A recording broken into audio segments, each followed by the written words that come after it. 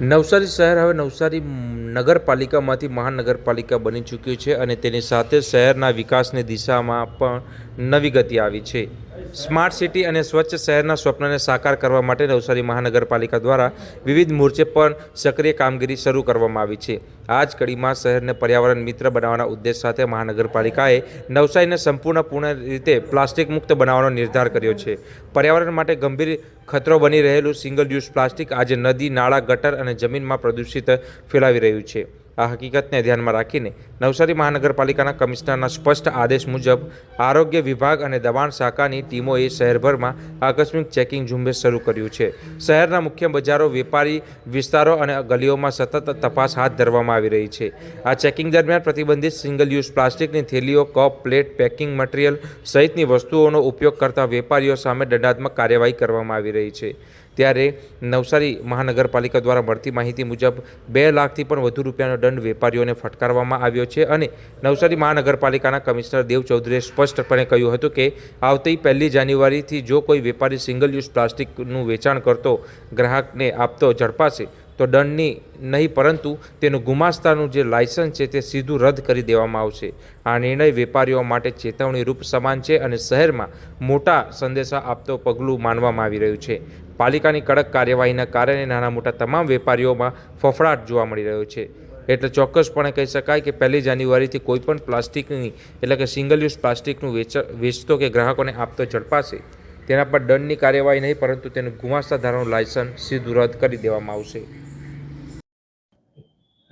Plastic મુક્ત બનાવવા માટે જે કામગીરી હાથ ધરવામાં આવી છે, કઈ રીતના કામગીરી થાય છે?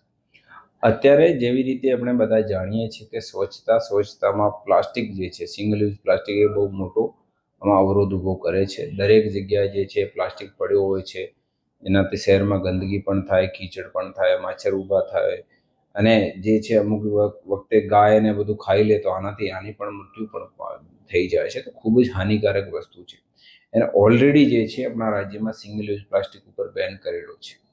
તેમ છતાં અમુક વખતે અમુક દુકાનદારો, અમુક જે છે વેન્ડર્સ જે છે, ફ્રૂટ વેન્ડર છે, સ્ટ્રીટ વેન્ડર છે, અને પ્લાસ્ટિકનો સિંગલ યુઝ પ્લાસ્ટિકનો પણ વપરાશ કરતા હોય છે. હવે આના માટે અમે ઘણી બધી જે છે લગભગ છેલ્લા 2 અઠવાડિયામાં 2 ટન જેવું જે છે અમે પકડ્યો છે. 2 લાખથી વધારે પેનલ્ટી પણ કરી છે અને વારંવાર એ લોકો જે છે ફરી પાછું યુઝ કરતા જાય છે. તો અત્યારે અમે નક્કી કર્યો છે 1 જાન્યુઆરી પછી એવા જેટલા પણ કિસ્સાઓ રહેશે આમાં જે છે કે કેમ આ દુકાન છે આનો ગુમાસ્તા ધારાનો લાયસન્સ જે છે, શોપ રજિસ્ટરનો લાયસન્સ કેમ રદ નહીં કરવામાં આવે? કેમ કે જ્યારે બંધ કરેલો હોય, જ્યારે સ્ટેટની પોલિસી હોય, જ્યારે લો હોય, લોનું પાલન નહીં કરીએ તો લો અબાઇડિંગ સિટીઝન ના બનીએ તો જે સુવિધાઓ સરકાર તરફથી મળે છે, જે લાયસન્સ મળે છે, એ પણ લાયસન્સ કેન્સલ કરવામાં આવશે. કેમ કે પ્લાસ્ટિકનો ફાઇનલી જે છે નુકસાન જે છે બધાને થાય છે. ઇન્ડિવિજ્યુઅલ વ્યક્તિને પણ થાય છે, સોસાયટીને પણ થાય છે, શહેરને પણ થાય છે. તો આના માટે જે છે અત્યારે અમે આ પ્લાનિંગ કરી રહ્યા છીએ કે હવે પછી 1 જાન્યુઆરી પછી આના લીધે જ અમે જે છે આ એનાઉન્સમેન્ટ 20 દિવસ પહેલાં કરી દીધું કે કોઈને પણ હોય તો આનો તાત્કાલિક નિકાલ કરી દે, તાત્કાલિક જે છે આને ડિસ્પોઝ કરી દે કે 1 જાન્યુઆરી પછી જે છે ના મળે. હવે 20 દિવસમાં પણ કોઈ નહીં કરે ને ત્યાં મળે તો અમારે આમાં પગલાં લેવા પડશે. કાપડની થેલીના મશીન પણ મૂકવામાં આવે છે. જી, આનો ઓલ્ટરનેટિવ અમે રાખ્યો છે કે ભાઈ જ્યારે અમે પ્લાસ્ટિક બેન છે ઓલરેડી નાનો એકદમ કડકાઈથી પાલન કરવાનો છે તો લોકો કેવી રીતે શું વપરાશ કરશે? તો અમુક લોકો આમાં જે છે ઘરેથી બનાવતા હોય છે. આનાથી પહેલા અમે ચાલુ કર્યો કે ભાઈ તમે તમારા પાસે કાપડ હોય, અત્યારે પણ ચાલુ છે કે તમે અહીંયા લઈને આવો, અમે આની થેલી બનાવીને દઈશું.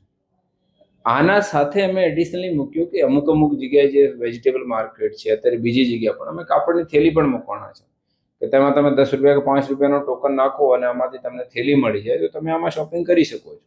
એ બધા ઓલ્ટરનેટિવ અમે આપી રહ્યા છીએ કે લોકોને હેરાનગતિ નહીં થાય. તો આ વસ્તુનું ખાસ આ લોકોને ધ્યાન રાખવું પડે અને બધાએ ભેગા મળીને જે માનનીય વડાપ્રધાન શ્રીનો જે હેતુ છે સ્વચ્છ ભારત મિશનનો, જે ખરેખર આપણે સ્વચ્છ દેખાવા જોઈએ, માનનીય મુખ્યમંત્રી શ્રીનો પણ એ છે કે ભાઈ શહેર આપણે, ગામ આપણે બધા આપ દેખાય ત્યારે ખરેખર અર્થમાં આપણે સ્વચ્છ ભારત કરી શક્યા હોય એવું છે.